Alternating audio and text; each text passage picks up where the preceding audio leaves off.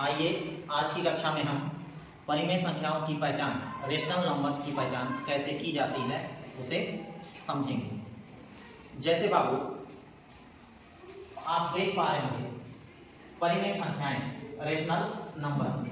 बाबू परिमेय संख्याओं के बारे में यहाँ कुछ लिखा हुआ है, उसे हम पहले समझने का कोशिश करेंगे। जैसे रेशनल नंबर या परिमेय संख्या। परिमेय संख्या ऐसी संख्या है जिसे P/Q के रूप में लिखा जा सकता है, जहां P एवं Q पूर्णांक है तथा Q का मान 0 के बराबर नहीं होना चाहिए। बाबू किसी भी परिमेय संख्या की पहचान करने के लिए हमें यह जो नियम है इसके आधार पर किसी संख्या का पहचान कर सकते हैं कि वह संख्या परिमेय संख्या है या नहीं है, रेशनल नंबर है या नहीं। यहाँ लिखा हुआ है ऐसा कोई भी संख्या जिसे हम P/Q के रूप में लिख सकते हैं, जहां P एवं Q इंटीजर्स होती है, पूर्णांक होती है। क्या होती है बेटा? पूर्णांक होती है। तथा Q का जो मान P/Q में Q का जो मान वो 0 के बराबर नहीं होना चाहिए। जैसे बाबू P/Q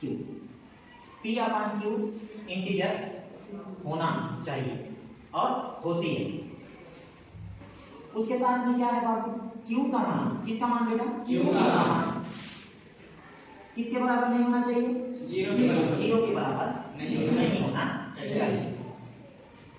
हमें यदि ऐसी संख्याएं दिख जाए और मिल जाए पहचान करने के लिए, तब हम यह पहचान कर सकते हैं कि यह संख्या रेशनल नंबर है या नहीं।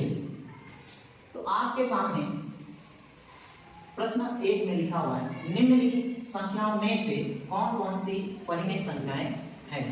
बाबू जो संख्याएं लिखी हुई है इनमें से कौन कौन सी संख्या रेशनल नंबर है या परिमेय संख्या नहीं है, उसी का पहचान करना। आप देख पा रहे हैं बेटा, पहला जो है 4/1। बाबू 4/1 P/Q के रूप में लिखा हुआ है, जहां P/Q या 4/1 इंटीजर्स है। क्या है? इंटीजर है, पूर्णांक है नहीं? साथ में और क्या देखना है बेटा? इसमें क्या देखना है? Q का जो मान है, ये जो Q है P/Q में, ये Q जो है इसका मान 0 नहीं होना चाहिए। क्या नहीं होना चाहिए बेटा? 0 नहीं। तो 4/1 में क्या Q का मान 0 है? नहीं। तो 4/1 रेशनल नंबर है कि नहीं? है। वेरी गुड, 4/1 रेशनल नंबर है। उसके आगे बेटा -3/7। -3/7 बेटा यह भी P/Q के रूप में लिखा हुआ है। साथ ही P/Q में -3/7 में ये जो Q का मान, हर का मान यहाँ पर भी 0 नहीं है। तो यह -3/7 भी रेशनल नंबर है कि नहीं है? वेरी गुड, -3/7 भी रेशनल नंबर है। उसके आगे बेटा -27 कितना है बाबू? -27। अब यह तो P/Q के रूप में लिखा हुआ नहीं है, लेकिन जब भी हमें ऐसी संख्याएं मिले तो हम भी इसे P/Q या रेशनल नंबर के रूप में इसे लिख सकते हैं। कैसे में बेटा? जब भी कोई भी आपको ऐसी पूर्णांक संख्या, इंटीजर्स नंबर्स मिल जाए और इसे आपको रेशनल नंबर में लिखना है, तो हम किसी भी पूर्णांक संख्या को 1 से, किससे बाबू? 1 से विभाजित कर हम उसे P/Q के रूप में लिख सकते हैं। तो ये बन गया बेटा आपका -27/1। ये भी रेशनल नंबर है। क्यों है? क्योंकि -27/1 ये इंटीजर्स तो है ही है, साथ में P/Q के रूप में लिखा हुआ है, और इसके साथ ही क्यू का मान यहाँ भी 0 नहीं है, इसलिए -27/1 रेशनल नंबर है। उसके आगे क्या है बेटा? 24/0 क्या है? 24/0 क्या यह भी रेशनल नंबर है?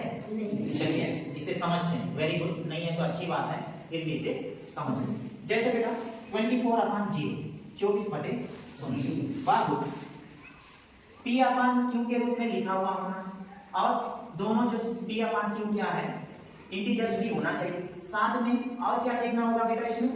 P/Q के रूप में लिखा हुआ होना चाहिए, और Q का मान P/Q में Q जो है उसका मान 0 के बराबर नहीं होना चाहिए। अगर कोई आपको ऐसा नंबर या संख्या मिल जाती है तो वह जो है रेशनल नंबर नहीं है। और ये 24/0 जो है इसमें P/Q के रूप में लिखा हुआ, परंतु Q का मान 0 आ गया। क्या आ गया बेटा? 0 आ गया। इसलिए 24/0 रेशनल नंबर नहीं है, रेशनल नंबर नहीं है, परिमेय संख्या नहीं है।